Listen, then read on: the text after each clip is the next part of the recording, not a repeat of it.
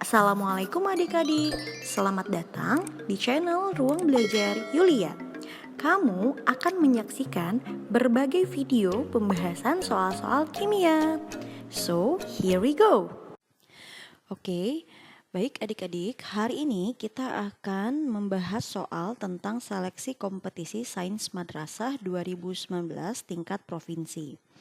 Nah, untuk soal pertama, jadi di sini kata kuncinya itu adalah unsur karbon dapat berikatan dengan sesamanya membentuk alotrop seperti intan, grafit, dan fuleran.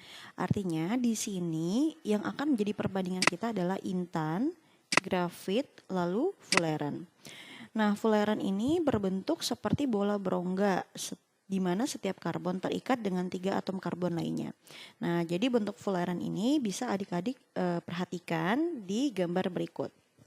Nah, kemudian fuleran ini memiliki struktur senyawa yang sama dengan intan dan grafit, namun memiliki sifat fisik dan kimia yang berbeda seperti pernyataan berikut. Nah, pertama-tama adik-adik harus bisa membandingkan apa itu intan, grafit, dan fuleran. Nah, pertama kita bandingkan dulu ya yang gampang dulu, yaitu intan, kemudian dengan grafit begitu. Nah, oke, kalau misalnya intan, ini bentuknya itu adalah tetrahedral. Tetrahedral. Nah, kalau tetrahedral berarti dia hibridisasinya adalah sp3. Nah, kalau grafit ini adalah heksagonal. Maka hibridisasinya adalah sp2. Nah, perbedaan sp3 dan sp2, kalau sp3 berarti ini adalah rantai tunggal. Nah, di sini sementara di sp2 ini adalah ada ikatan rangkapnya begitu. Jadi kalau misal bentuk heksagonal itu kan seperti ini ya. Nah, kemudian ini berlapis-lapis ya, seperti itu. Ya. Nah, misal di sini ada ikatan rangkap, kemudian di sini ada ikatan rangkap gitu ya. Nah, kemudian, karena bentuk yang intan ini adalah bertumpuk-tumpuk dan bertumpuk-tumpuknya itu adalah sp3 ya gitu ya, atau tetrahedral.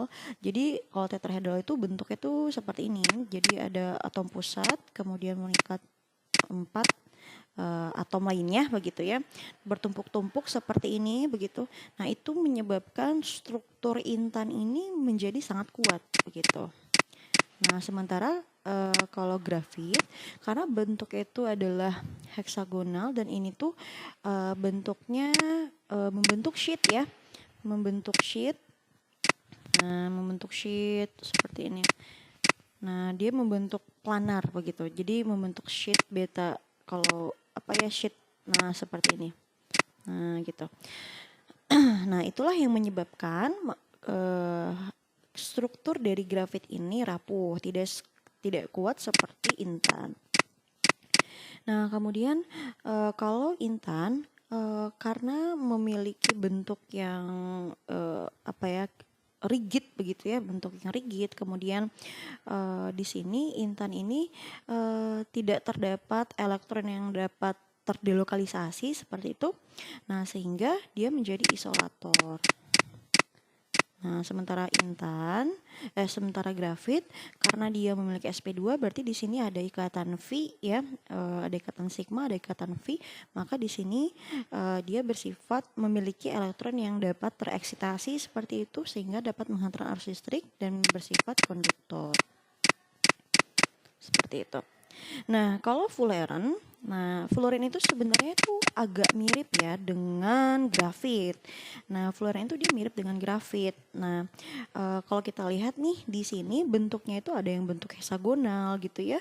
Nah, tapi memang heksagonal itu tidak simetris seperti itu. Nah, tapi di sini kita tahu bahwa dia adalah sp2 yang pasti. Nah, bagaimana penjelasan selanjutnya? Nah, mari kita perhatikan pernyataan berikut. Nah, fuleran memiliki tingkat sublimasi yang relatif rendah daripada grafit karena gaya van der Waals pada fuleran lebih rendah daripada grafit. Nah, kalau kita lihat, grafit ini kan dia berbentuknya sheet ya, yang tadi kakak bilang dia berbentuk sheet. Jadi gaya van der Waals antara molekul-molekulnya itu lebih kuat. dibandingkan fullerene yang bentuknya itu seperti tidak simetris. Misalnya mungkin kalau kita analogikan begitu ya, kalau ini kan permukaan terhadap bertemu permukaan misal seperti itu. Nah kalau karena ini tidak simetris, bisa jadi ini permukaan yang di sini yang berinteraksi dengan molekul sebelahnya begini gitu, ada yang begini gitu, jadi tidak simetris seperti itu. Nah, sehingga itulah yang menyebabkan titik sublimasi fullerene itu lebih rendah, dan pernyataan ini benar. Kemudian yang kedua, delokalisasi elektron pada fullerene lebih rendah daripada grafit, sehingga sifat konduktor listriknya lebih lama. Nah, kalau kita lihat delokalisasi elektron pada fullerene, ini juga ada pengaruh. Jadi ada pengaruh dari sifat yang bentuk yang tidak simetrisnya ini begitu ya, atau kita sebut sebagai asimetris. Jadi delokalisasi elektronnya ini tidak rapih seperti itu ya. Nah, itulah menyebabkan delokalisasinya lebih rendah pada grafit, sehingga otomatis sifat konduktornya juga lebih lemah. Pernyataan kedua benar. Kemudian yang ketiga, fullerene lebih reaktif daripada grafit dan intan karena memiliki densitas elektron lebih tinggi. Nah, perlu diketahui berbeda ya delokalisasi dengan densitas. Kalau densitas itu lebih kepada jumlah elektronnya per volume seperti itu ya. Kalau teman-teman ingat rumus densitas kan rho sama dengan m per v begitu ya. Ini massa per volume.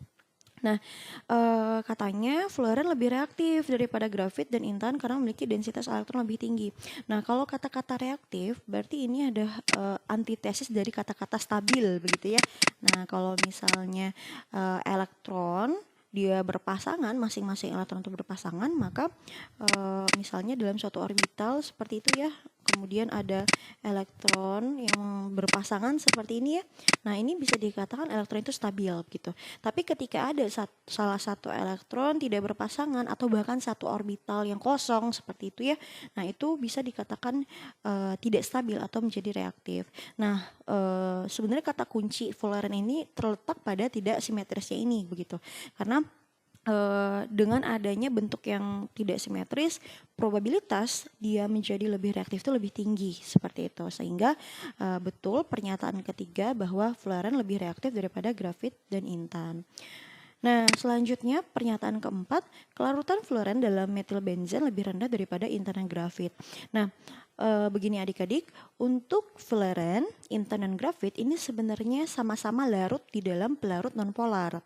Ya, jadi metilbenzen ini adalah pelarut nonpolar. Jadi kalau misalnya, jadi bahasa lain dari metilbenzen gitu ya, itu kita sebut sebagai toluen. Nah, ini dia. Nah, jadi ketiga senyawa ini sama-sama larut dalam pelarut nonpolar begitu. Jadi kalau kita bandingkan apakah kelarutan fullerene lebih rendah atau tidak, harus kurang cocok ya kalimatnya. Karena kalau kita lihat kepada acuan struktur gitu, fullerene baik itu intan maupun grafit ini sama-sama senyawa nonpolar juga gitu. Jadi kalau membandingkan itu agak sulit gitu, kecuali kalimatnya kelarutan fullerene dalam metilbenzen lebih besar daripada dalam air. Nah, baru itu benar. Karena kalau di dalam air, karena dia sifatnya adalah nonpolar, maka dia tidak akan larut. Nah, jadi kalimat ini salah. Jadi jawabannya adalah 1, 2, 3. Oke, lanjut ke pertanyaan kedua. Nah, pertanyaan kedua ini silahkan teman-teman dibaca dulu ya literasinya seperti itu. Nah, di sini yang akan kita fokuskan itu kepada nilai K atau tetapan Henry begitu. Di sini ada beberapa pelarut, di mana di sini adalah gugus alkohol sampai glikol ini adalah gugus alkohol, kemudian ini gugus gugus keton, kemudian yang ini adalah gugus eter. Nah, di sini ada variasi suhu seperti itu. Nah, yang ditanyakan itu adalah dari data ini apa analisa yang dapat kita ambil seperti itu ya. Nah, kalau kita berhubungan dengan hukum Henry gitu, adik-adik harus paham satu pemahaman ya, kata kunci dari pemahaman hukum Henry itu apa? Di mana semakin semakin naik tekanan gas di atas permukaan pelarut, maka